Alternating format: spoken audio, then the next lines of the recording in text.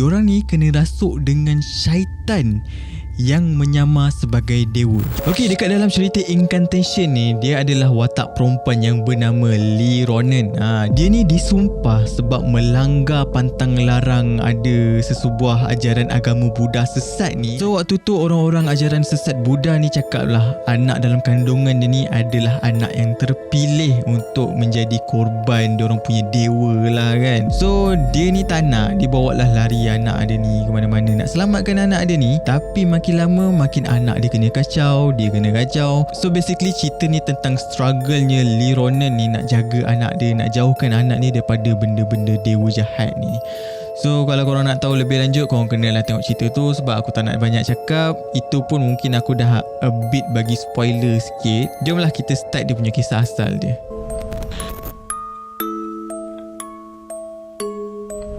Okey, kejadian aslinya terjadi pada tahun 2005 tak silap aku, dekat kawasan Kaohsiung, Taiwan.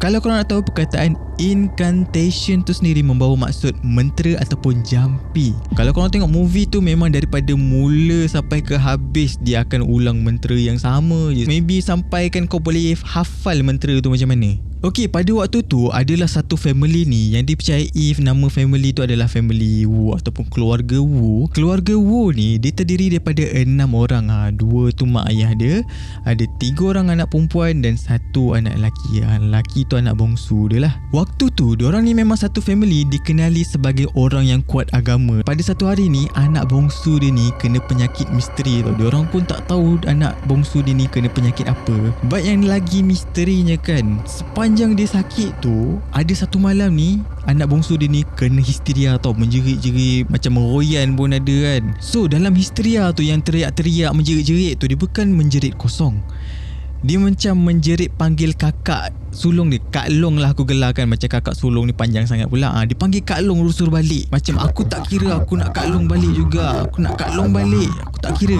Lebih kurang macam tu lah situasi dia kan. So sebagai mak ayah lah kan, takkanlah kau sampai hati nak tengok anak kau macam tu.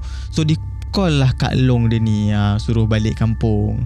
So Kak Long dia ni pula okey lah kan, sebab Kak Long ni pun cakap time tu dia pun rasa macam ada something yang tak kena tau, macam ada something wrong somewhere.